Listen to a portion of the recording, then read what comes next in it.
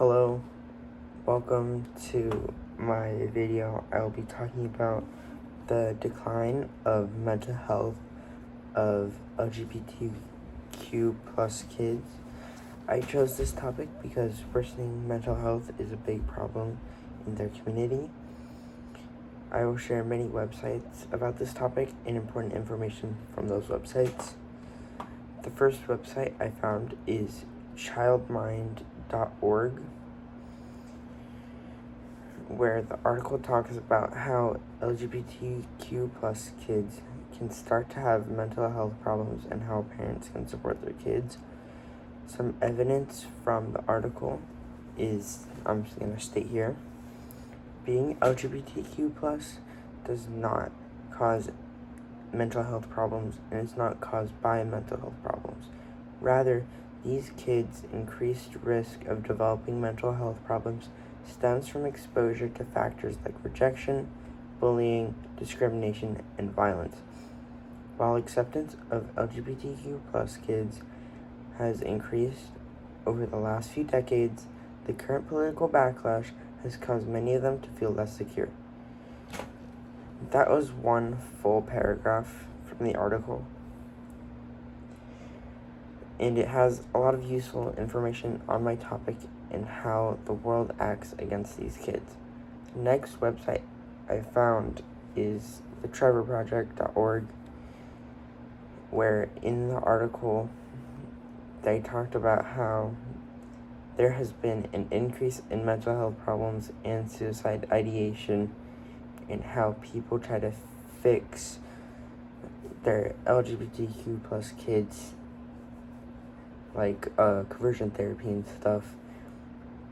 And the article talks about gender affirming care and how to help the kids. Evidence for this article, now stated here. Recent anxiety symptoms rose from 57% at baseline to 68%. Depressive symptoms climbed from 48% to 54%, and suicide ideation grew from 41% to 47%, while past year suicide attempts declined from 11% to 7%. This rate remains higher than national estimates for cisgender heterosexual peers. So many LGBTQ plus kids have way worse mental health than cis heterosexual kids. And the number jumps are a lot, even if the jump is very little. My third website is kidsmentalhealthfoundation.org. The article has a lot of percentages, like 20 to 30% of kids will abuse substances, 33% will get bullied in school, 27% will get cyberbullied, 16% get abused by their partner. The article shows ways to help as well. And then my evidence from this article is, according to the Centers for Disease Prevention 2017 Youth Risk Behavior Risk Survey, 63% of LGBTQIA plus youth reported experiencing persistent feelings of sadness or hopelessness, and 4 times more likely to commit suicide. End of evidence. 63% is over half the kids surveyed, and for a survey, that's a lot of people, and that's not great, especially since there's probably a lot younger kids as well as they're trying to find themselves. My fourth and last website is cdc.org. This article shows different percentages of the differences between LGBTQ plus and straight cis kids. I will now start my evidence.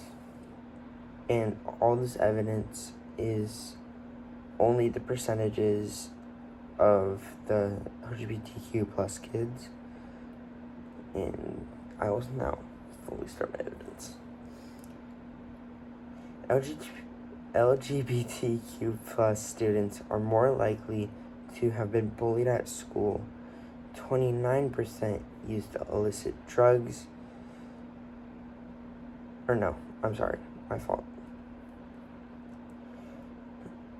Are more likely to have been bullied at school is 29%. Used illicit drugs is 15%. Seriously considered suicide is 41%. And felt sad or hopeless is 65%. And 17% of kids have been forced to have sex. End of evidence. All of these percentages are for LGBT kids only, as I said before, but they're big numbers and should be helped with lowering. In conclusion, if we see any kid that identifies as LGBTQ+, we should always make sure they're okay, and we should always be open in a safe space for them to talk to us and for them to make sure we know that they can always talk to us no matter what they're feeling or what is happening in their life. And that is the end of my video essay.